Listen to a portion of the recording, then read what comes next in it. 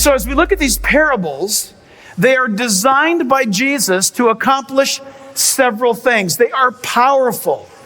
And you've been learning how they are a mode of teaching that God employs because, look, he made the human mind and heart, and a parabolic way of teaching or parables is unlike any other. It is genius, it is brilliant, it is designed by God to reach us to the very core of who we are. And you've learned by now in our studies that when Jesus throws out a parable, remember that, and I told you to keep this in mind, parabolos or parable is to cast truth alongside the heart or the mind. Parable. Jesus throws out a parable, so he verbally is casting truth wrapped in a package that has amazing effect. It is a information bomb that lands alongside someone's head.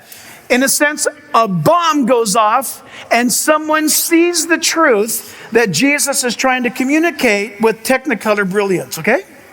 Boom, the light comes on. I got it.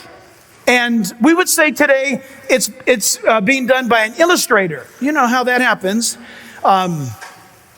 where it's painted, the picture. We love pictures. We love paintings. And rightfully so, that a picture, is worth 1,000 words. Why? Because it so stimulates the mind. A parable is a construction of words using a common thing around you that everybody knows about. Keep that in mind. Everybody knows about it. And Jesus drops it in such a way that for those hearts who are open, it explodes with greater reality. To hearts that are closed against Jesus, or hearts that aren't open to have him in their lives, that very same bomb that goes off, instead of illuminating them, it winds up, as it were, having them be set in their opposition to God. A parable is an extremely powerful tool.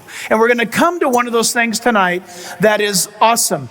Every parable, write this down in your notes if you care to. Every parable given by God is to have multiple meanings, to unlock or to seal up. It is given to encourage and to challenge. It is given to help you, and to others who are closed, to condemn them. It illuminates those that want to see more light, and it brings darkness upon those who don't care to know. It has a positive and it has a negative, all based upon where your heart is. That's why it's vital in this series that we pay very close attention to what he's saying. The parable of the mustard seed. Matthew 13, look at verse 31 and 32. Very short teaching, very powerful parable.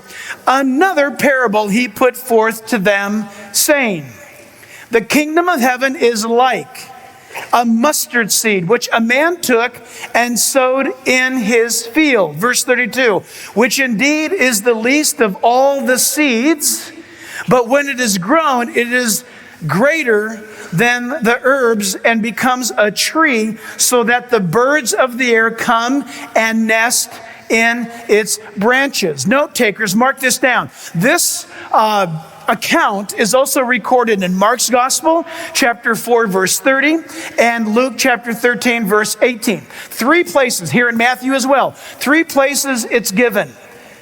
Why? Because God is making a statement that we better get this. This is a big deal. And these parables are repeated in other places in the Gospel. But this extremely powerful thing that he's delivering, this one, like all others, has a warning and it has an encouragement. I want you to keep that in your mind.